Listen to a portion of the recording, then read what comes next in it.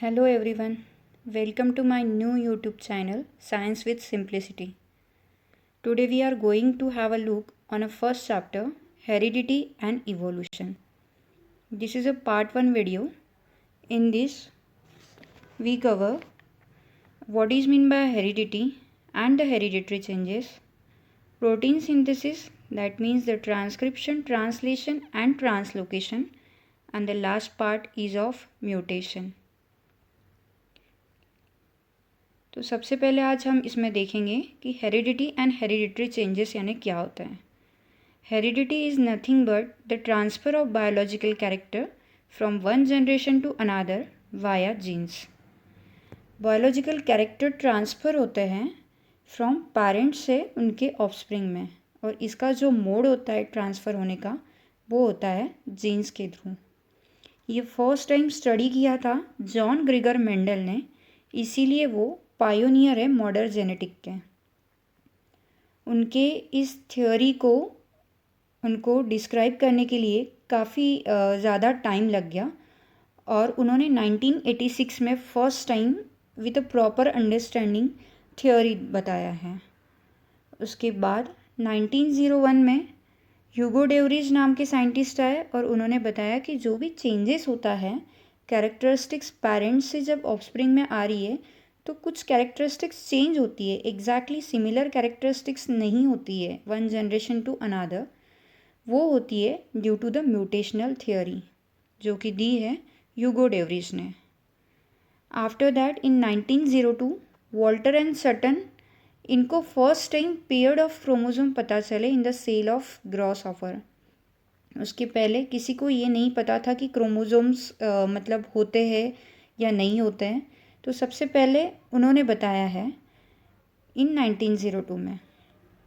After that इन 1944 तीन scientist की team ने Oswald every, McLean McCarthy and Colin McLeod ने प्रूव किया है कि सभी में जितने भी लिविंग ऑर्गेनिज्म हैं उन सब में डीएनए होता है as a genetic material, except virus. Only virus does not contain the DNA. After that protein synthesis के बारे में फ्रांकाइज जैकोब और जैक मोनॉड इन्होंने बताया, और उन्होंने ये स्टडी किया in the cell of bacteria. Bacteria के जो डीएनए है उसके ऊपर उन्होंने ये स्टडी किया है. इसी से यही जो है इनका जो भी थ्योरी है इसी से पता चला है it help to uncover the genetic code hidden in a DNA. DNA में ही जेनेटिक कोड होते हैं, और on the basis of that the recombinant DNA technology is emerged, which has the vast scope in the field of genetic engineering. Next one, the application of the science of heredity. Heredity के application कहाँ कहाँ पे होता है, uses कहाँ कहाँ पे होते हैं. तो first application it is use in the diagnosis. Diagnosis diseases related with the heredity जो है ये हम डायग्नोज कर सकते हैं even that before birth. After that the treatment and the prevention of hereditary disorder, जो भी हेरिडिटरी डिसीजेस है, डिसऑर्डर है, उसकी ट्रीटमेंट या फिर हम उसको प्रिवेंट भी कर सकते हैं. Production of hybrid varieties of plants and animals for the human welfare के लिए, बेनिफिट्स के लिए new varieties, hybrid varieties of plants और एनिमल्स तैयार की जा रही है with the help of DNA technology. And last one, in an industrial process in which the microbes are used for the production of different types of products. In this the DNA technology is used.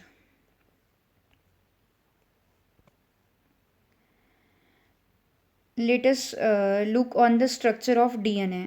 We already studied this in the earlier classes. DNA. The structure of DNA is double helix. It contains the two strand and which is in a coiled manner. And this strand is connected with the nitrogenous bases which is adenine, guanine, thymine and cytosine. These four nitrogenous bases are present on the DNA. And this DNA is also made up of nucleotide. Nucleotide is nothing but this DNA strand is made up of three type of things. First one is the sugar. Second one is the phosphate, that is the sugar phosphate backbone बना होता है और उसको connect होते हैं nitrogenous basis, that is the adenine, guanine, thymine and cytosine. This overall this makes the nucleotide bases. Next thing is the types of RNA. Already we also studied this part. There are three types of RNA. Messenger RNA, that is only have a single strand, एक ही strand होता है. जैसे कि DNA में 2 strand होता है, वैसे RNA contain only single strand. mRNA. Messenger RNA, it contains this is the codes.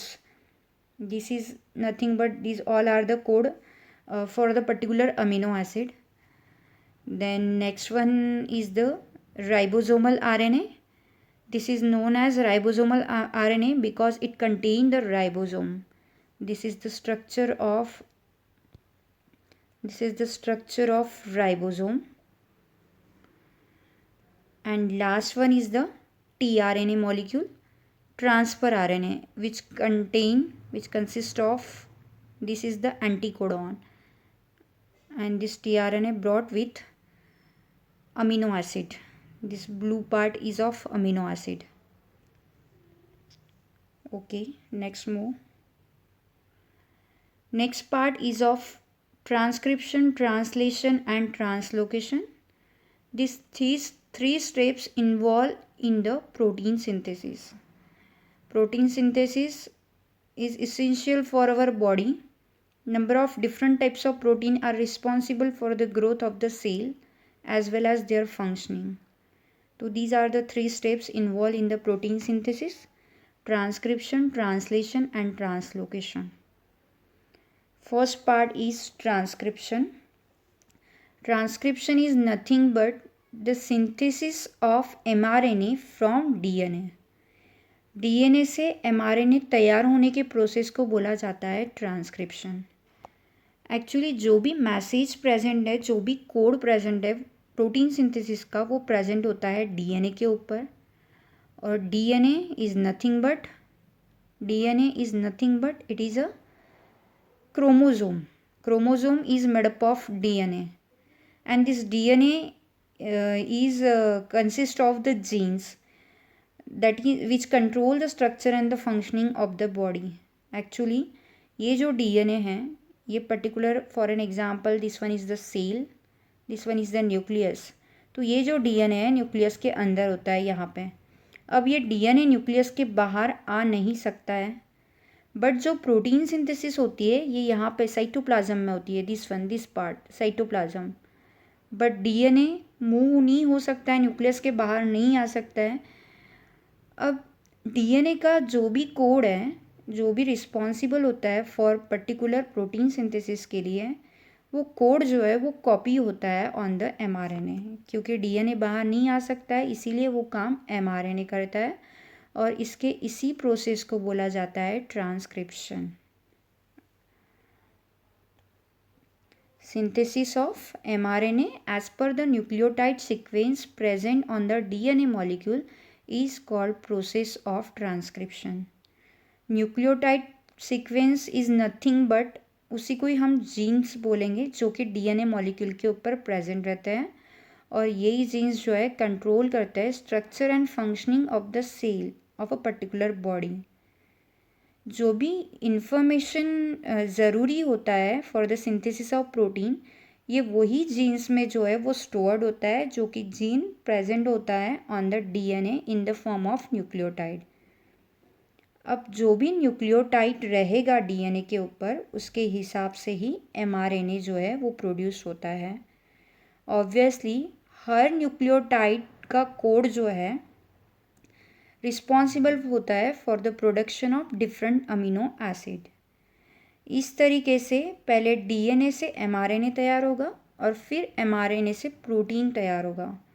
This overall process is known as central dogma. This central dogma is nothing but the synthesis of protein by DNA through the RNA. DNA से पहले mRNA तैयार होगा और mRNA से protein तैयार होगा। इसके इस प्रोसेस को बोला जाता है सेंट्रल डोग्मा। अभी हम देखते हैं कि एग्जैक्टली किस तरीके से ये होता है। This is the diagram of transcription. This rounded part is a nucleus जिसमें कि डीएनए प्रेजेंट है। डीएनए के 2 स्ट्रैंड है, एक स्ट्रैंड को लेबलिंग है from A to C and दूसरा स्ट्रैंड है from B to D. Total 2 strand है, but for this transcription we require only 1 strand. तो कोई भी एक स्ट्रैंड इसमें इन्वॉल्व होगा, आइदर ए टू सी या फिर B to D. This F strand for the RNA molecule which is only single strand. In this, for an example, in this diagram, the strand utilized is from B to D. जो B to D strand है, इसके ऊपर जो code present है this one, ये code copy होगा on this mRNA के ऊपर। जैसे कि अभी हमने देखा कि कौन से नाइट्रोजनस बेसिस होते हैं, एडेनाइन, थाइमिन, गॉनिन और साइटोसिन होता है। तो अगर एडेनाइन प्रेजेंट है तो ये हमेशा इसका बॉन्ड होगा थाइमिन के साथ, ए का टी के साथ, और अगर गॉनिन प्रेजेंट है तो इसका हमेशा बॉन्डिंग होगा सी के साथ, दैट इज़ द साइटोसिन के साथ, या फिर वाइस वर्सा टी ए या सी जी, इस तरीके से बॉन्डिंग होगा। Same nitrogenous bases is present on a RNA, just one difference is there. In there, instead of thymine की जगह वहाँ पे होता है uracil. Instead of thymine it contain the uracil, U होता है। That means if your DNA contain adenine then RNA complementary code is uracil. Understand? So only 1 strand is involved in this, and this nitrogenous bases get copied on a RNA molecule, and this process is carried out with the help of enzyme RNA polymerase. इस तरीके से transcription process जो है ये nucleus में होगा, और एक बार जब ये पूरा ट्रांसक्रिप्शन प्रोसेस हो जाएगा तो ये जो भी न्यूली फॉर्म mRNA मॉलिक्यूल है, ये mRNA मॉलिक्यूल फॉर्म होके बाहर आ जाएगा इन साइटोप्लाज्म में। अगर आपको ये वीडियो पसंद आता है तो आपको लाइक, सब्सक्राइब और शेयर करना है। अभी जैसे कि हमने डायग्राम के ऊपर से डिस्कस किया है, the sequence of nucleotide present on the DNA के ऊपर जो भी सीक्वेंस है वो कॉपीड होता है on a mRNA molecule. There is always complementary sequence produced on a new mRNA molecule. RNA molecule have uracil instead of thymine present in the DNA में thymine होता है, बट थाइमिन ना होते हुए RNA में thymine की जगह uracil होता है। बाकी तीनों नाइट्रोजनस बेसिस जो है वो सेम होते हैं। हर एक अमीनो एसिड का कोड जो है वो अलग अलग होता है, और ये जो कोड है it contain the 3 nucleotides. 3 nucleotide मिलके एक कोड बनता है for particular each amino acid के लिए, and this code is called as triplet codon. This code is called as triplet codon. Triplet codon is nothing but it is a 3 nucleotide which is the code for particular amino acid. जो भी mRNA nucleus में तैयार हो गया है, form हो गया है डीएनए से, वो अभी कहाँ पे आएगा? Come in a cytoplasm, and this contain the code for a particular amino acid. This code for amino acid is discovered by doctor Hargobind Khorana. Hargobind Khorana ने ये जो कोड है डिस्कवर्ड किए हैं, और उन्होंने टोटल 20 अमीनो एसिड्स के लिए ट्रिपलेट कोडॉन जो है वो ढूंढ के निकाले हैं। उनके साथ और भी 2 साइंटिस्ट थे, और इसी के उनके वर्क के लिए उनको 1968 में नोबेल प्राइज़ भी मिला है।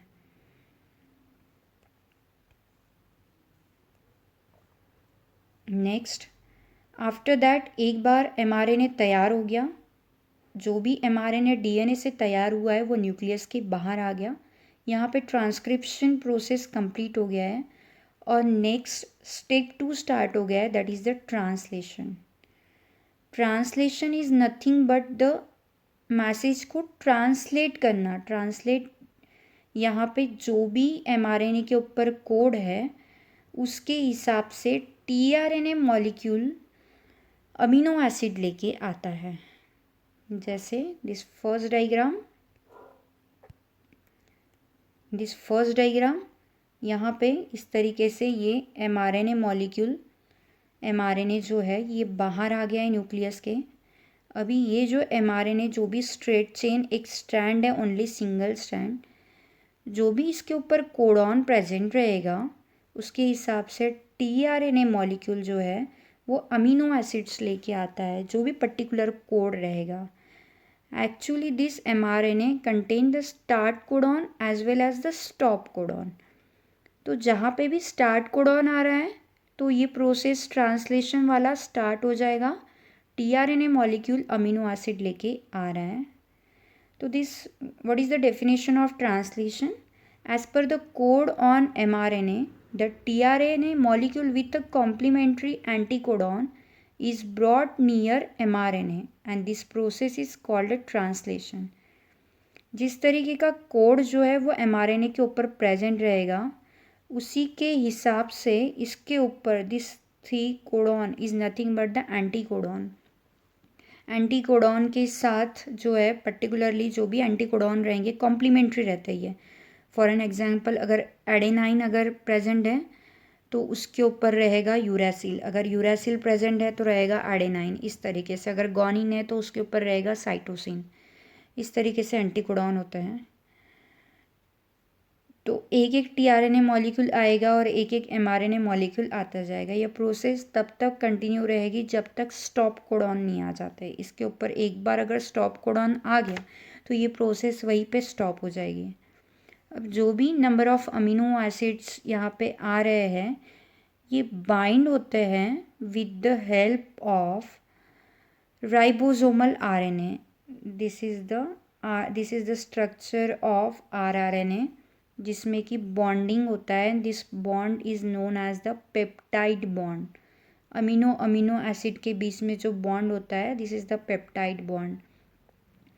तो इस तरीके से ये प्रोसेस कंटिन्यू रहेगा और एक particular chain of amino acid form होगा वहाँ पे।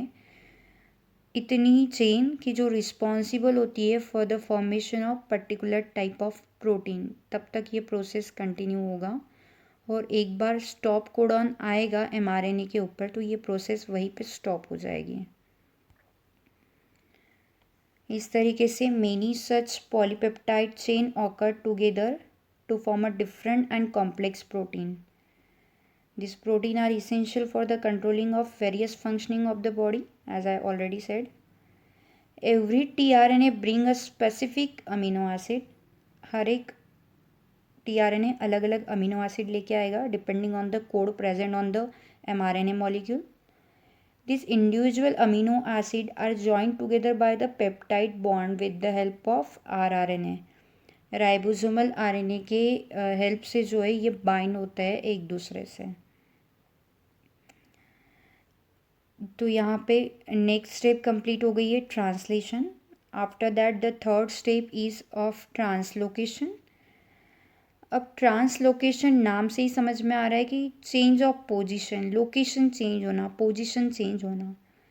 तो हियर जो भी राइबोसोम मॉलिक्यूल अभी हमने यहाँ पे देखा है कि राइबोसोम rRNA एक ही इन्वॉल्व होता है और इसका काम है कि पर्टिकुलरली 2 अमीनो एसिड को बाइंड होना। इसके बाद जो भी नेक्स्ट अमीनो एसिड आएगा, फॉर एन एग्जांपल यहाँ पे फर्स्ट और सेकंड अमीनो एसिड बाइंड हुआ with the help of rRNA। Second और थर्ड अमीनो एसिड को बाइंड होने के लिए वही RNA की ज़रूरत है। तो वो RNA क्या होता है, एक एंड से दूसरे एंड mRNA के दूसरे एंड तक 3-3 के गैप में 3-3 ट्रिपलेट कोडॉन के गैप में शिफ्ट होता रहता है। And this shifting of RNA is nothing but the translocation. The ribosome keep on moving the ribosome keep on moving from one end of RNA to other end by the distance of one triplet codon, and this process is called as the translocation. इस तरीके से काफ़ी सारी amino acid की chain जो है वो एक दूसरे से कंबाइन होती है और फिर पर्टिकुलरली उससे एक पर्टिकुलर टाइप ऑफ प्रोटीन जो है वो तैयार होता है, जो कि प्रोटीन हमारे बॉडी में यूज़ होता है for the different functioning of the cell. This is the diagram of overall process of protein synthesis, transcription, translation and translocation.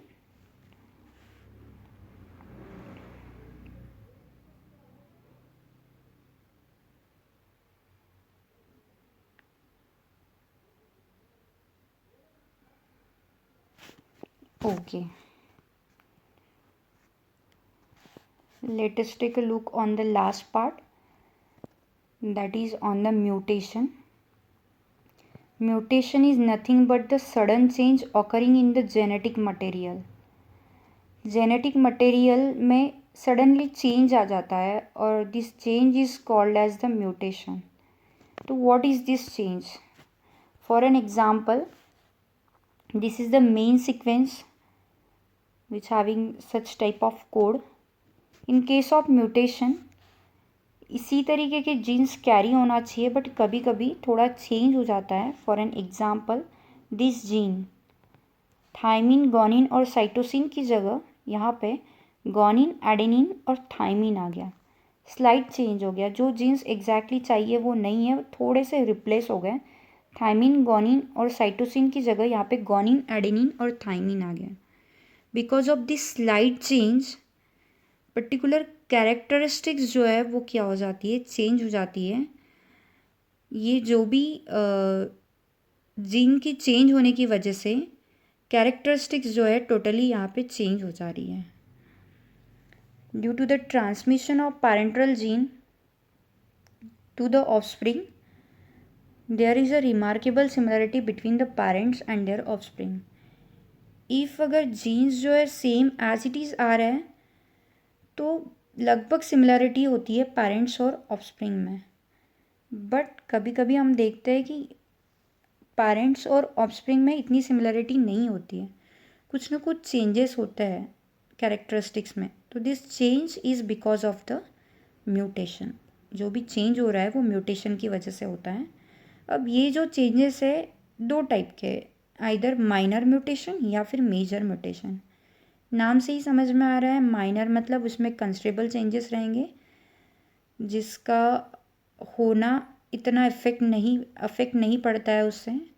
But in case of major mutation, अगर जीन्स चेंज हो गए और उसके वजह से कैरेक्टरिस्टिक्स में बॉडी के कोई पर्टिकुलर सेल या फिर पर्टिकुलर कैरेक्टरिस्टिक्स में चेंज हो जा रहा है, तो this can leads to genetic disorder. Like for an example, sickle cell anemia. In case of sickle cell anemia, the shape of RBC is of sickle shape and this is the life-threatening disorder. So this is because of the major mutation. So some mutation are considerable but some are not. And this mutation is the everlasting process. This happened naturally and इसी की वजह से ही evolution, जो हम बोलते हैं कि changes होता है धीरे धीरे, इवोल्यूशन होते हैं, तो म्यूटेशन की वजह से ही होता है. Mutation is responsible for the evolution. Okay, अगर आपको ये वीडियो अगर पसंद आता है तो आपको लाइक, सब्सक्राइब और शेयर ज़रूर करना है. Thank you.